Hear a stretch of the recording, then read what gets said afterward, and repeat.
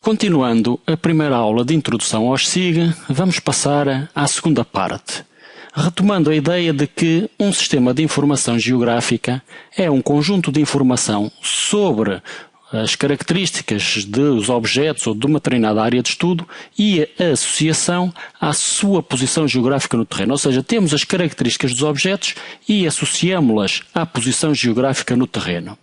E esta capacidade de georreferenciação é-nos inata. Temos aqui, por exemplo, uma imagem do túnel do Marão, na Serra do Marão, e temos aqui uma paisagem da Serra do Alvão, que é contígua à Serra do Marão. Vamos supor que tínhamos feito um passeio durante a tarde ou durante o dia e tínhamos visto as obras do túnel, tínhamos visto a paisagem na Serra do Alvão e à noite, durante um jantar com amigos, nós conseguíamos explicar o que é que tínhamos visto durante o percurso e georreferenciar essas explicações. Por exemplo, temos aqui uma vista panorâmica do edifício da Reitoria e da Secretaria da Universidade de Trás-os-Montes e Alto Douro. E temos aqui um extrato de um ortofotomapa retirado da Google Earth que representa o campus da Universidade de Trás-os-Montes e Alto Douro.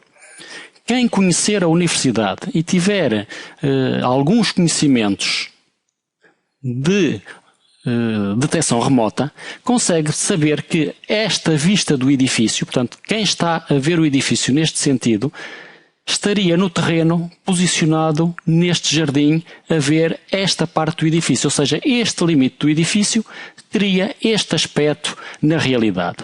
E poderia, eventualmente, fazer a marcação da estrada antiga para a Régua, o acesso ao complexo desportivo da Universidade de Trás-os-Montes, marcar a entrada principal do campus universitário com o espelho d'água, as clínicas veterinárias, os geociências, a capela da universidade, o edifício de ciências florestais, portanto, conseguiria georreferenciar-se e dar indicações a terceiros.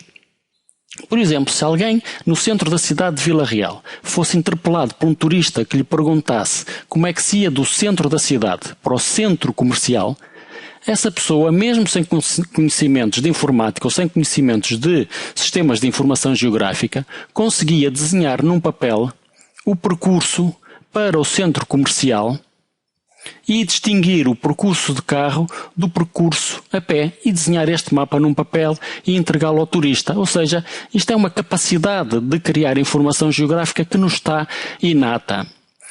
Vejamos outro exemplo. Com o GPS, fez-se o levantamento da rede viária do campus da Universidade de Trás-os-Montes e Alto Douro.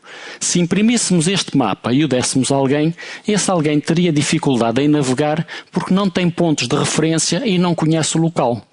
No entanto, se eu associasse os ficheiros GPS a um sistema de informação geográfica e adicionasse informação de contexto, como seja a portaria, o espelho d'água, a clínica veterinária, a capela e o edifício de ciências florestais, se imprimíssemos este mapa, agora qualquer pessoa, mal entrasse o portão da universidade e visse estes dois objetos, estaria automaticamente georreferenciada e conseguiria navegar. Vejamos agora um exemplo mais pueril, mais do dia a dia. Todos nós conhecemos este jogo. Todos sabemos que é a batalha naval, mas ao olharmos para este tabuleiro, sabemos que não podemos jogar. E porquê? Não é possível jogar porque não temos referências de posição. Nem conseguimos referenciar as colunas, nem conseguimos referenciar as linhas. Mas se lhe acrescentarmos um referencial de posição, a partir de agora, mesmo à distância, mesmo que sem os jogadores a verem-se um ao outro, conseguiriam dar instruções para dar tiros e tentar acertar nas embarcações. E se mudássemos esse referencial e ambos os jogadores conhecessem os novos referenciais, poderiam continuar a jogar sem se enganar. O mesmo se passa com os mapas produzidos em Portugal. E temos aqui uma representação de uma folha da Carta Militar de Portugal à escala 1/25.000, série M888, que, diga-se de passagem, é das melhores peças cartográficas que há no mundo. Os portugueses são conhecidos por produzir uma excelente cartografia, como é o caso, em que apresentamos mapas extremamente detalhados muito agradáveis à vista e com uma quantidade de informação muito grande. No entanto, a maior parte dos utilizadores que trabalha com estas folhas não lê ou não conhece essa informação, como é o caso, por exemplo, do sistema I4 de coordenadas, que está aqui impresso, ou do sistema de coordenadas UTM, que está impresso a azul. Portanto, estes exemplos servem para mostrar que é fundamental conhecer um referencial de posição e saber fazer a georreferenciação da informação para podermos criar um verdadeiro sistema de informação geográfica. Vejamos outro exemplo do nosso dia-a-dia, o GPS. A maior parte das pessoas diz: eu comprei um GPS para o meu carro e consigo navegar com ele. Ou eu comprei um GPS para trabalhar.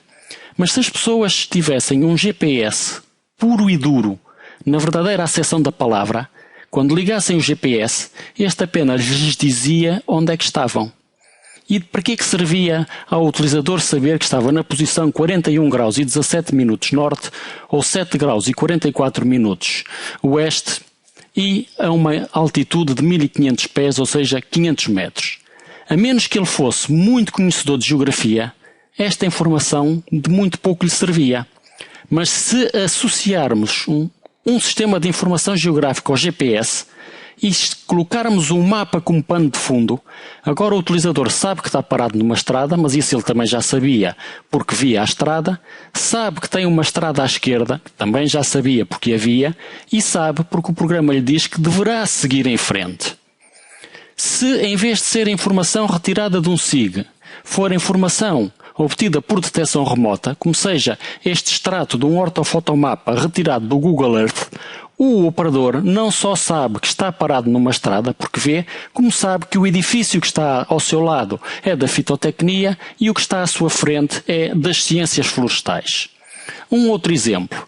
Vamos supor que um utilizador tem um GPS que lhe permite fazer o backtrack, ou seja, entrar, fazer um percurso, registar os pontos ao longo desse percurso e chegar ao fim do percurso e pedir ao GPS que o traga de volta. Portanto, com esse aparelho ele conseguiria entrar e sair da mata sem conhecer o caminho, o que seria muito bom. Se durante esse trajeto ele fosse tomando nota do que via, ou seja, da paisagem envolvente e das características do tipo de estrada por onde ia passar, ele ia criando uma base gráfica com o GPS e uma base de atributos, ou seja, uma base de dados com aquilo que via e com as notas que tomava. Se associar com uma imagem de fundo um ortofotomapa, ele consegue não só saber onde está, como posteriormente no gabinete memorizar ou recordar esse passeio e associar à paisagem as notas que tomou durante o percurso. Por exemplo, em termos de aplicações agrárias, temos aqui um exemplo de agricultura de precisão. Se tivermos um trator com uma antena GPS e um receptor de GPS e que a intervalos regulares de tempo faça a marcação de uma posição e a marcação dessa posição tiver associada a quantidade de colheita que foi feita naquele intervalo de tempo, o proprietário consegue, após a colheita do território todo ou do terreno todo, marcar a distribuição geográfica da produção e saber onde é que a produção foi máxima e onde é que a produção foi mínima. Se posteriormente quiser fazer a aplicação, por exemplo, de um fertilizante, em vez de começar a aplicação e abrir a válvula que espalha o fertilizante e espalhar a mesma quantidade pelo campo todo, ele pode programar o GPS para que vá abrindo ou fechando a válvula consoante seja necessário dispor ou de mais ou de menos fertilizante. Um outro exemplo, o Inventário Florestal Nacional. Fez-se a marcação de uma série de parcelas de estudo a visitar. Fez-se a marcação dessas parcelas em cima dos ortofotomapas. A seguir, associou-se o ortofotomapa e as parcelas a um sistema de informação geográfica portátil. Programou-se um GPS com esse sistema de informação geográfica portátil, entregou-se o GPS a uma brigada que faça as medições e a brigada parte para trabalho de campo. Quando for a passar por este estradão, quem levar o GPS vê a parcela. Para o Jeep, sai do Jeep e vai-se aproximando da parcela. Uma vez identificado o local de amostragem, abre a base de dados e toma nota dos parâmetros todos necessários ao Inventário Florestal Nacional. Portanto, estes exemplos anteriores mostram que os sistemas de informação geográfica, a detecção remota e o sistema de posicionamento global estão ou constituem um conjunto de tecnologias que são utilizadas sempre na criação, manutenção e gestão de sistemas de informação geográfica. O que obriga a que os utilizadores tenham noções gerais de cartografia e que saibam trabalhar com a cartografia, saibam o que são sistemas de coordenadas, saibam identificar os sistemas de coordenadas e convertê-los uns nos outros. Muito rapidamente. Admitindo que a Terra é uma superfície perfeitamente esférica. Reparem que ao nível do Equador, o perímetro da Terra são 360 graus. Mas é onde temos o maior raio.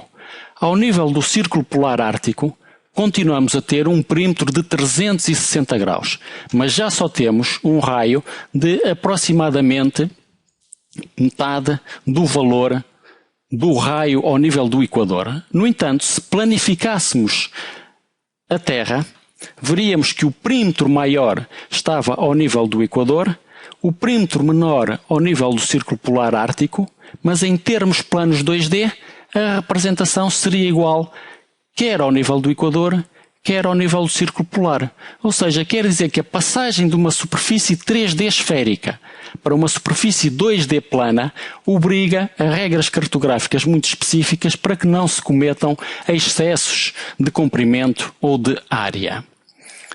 Uma outra representação. Nós podemos dividir os 360 graus de perímetro da Terra em 60 fusos de 6 graus.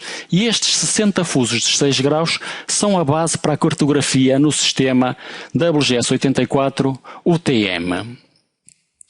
Se tivermos agora aqui a imagem de um fuso, por exemplo, o fuso que contém Portugal, vemos que o fuso tem 6 graus ao nível do Equador, com uma corda aproximada de 670 km e tem 6 graus ao nível do Círculo Polar Ártico com uma corda de aproximadamente 290 km. Se nós quisermos passar da situação de fuso 3D para a situação plana 2D, teremos a representação de um retângulo.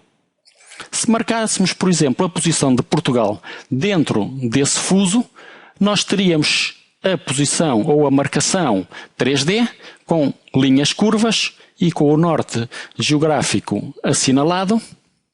E quando passássemos para uma situação 2D plana, nós tínhamos que fazer a passagem desta linha vertical para esta vertical absoluta, essa sim, vertical absoluta, ou desta linha horizontal curva para uma linha horizontal plana. E isso faz-se à custa de uma expressão de regressão que calcula a posição x em função da latitude e da longitude simultaneamente. Reparem que a posição x é marcada ao longo deste eixo, mas à medida que nos vamos afastando do eixo, o desvio cada vez é maior. E a posição y é marcada ao longo deste eixo, e à medida que nos afastamos da origem, os desvios cada vez são maiores. Ou seja, a passagem de latitude-longitude a x obedece a uma equação matemática complexa e a passagem de latitude-longitude a y obedece a uma outra expressão matemática complexa. E é daí que resulta, por exemplo, o sistema de projeção Hayford-Gauss-Lisboa ou Hayford-Gauss antigo, em que temos o observatório astronómico no Castelo de São Jorge e a origem das coordenadas no ponto central, ou seja, na Melriça. Mas reparem que se os eixos coordenados ficassem nesta posição, esta parte do território teria coordenadas positivas em x e positivas em y, já esta parte do território teria coordenadas negativas em x e negativas em y.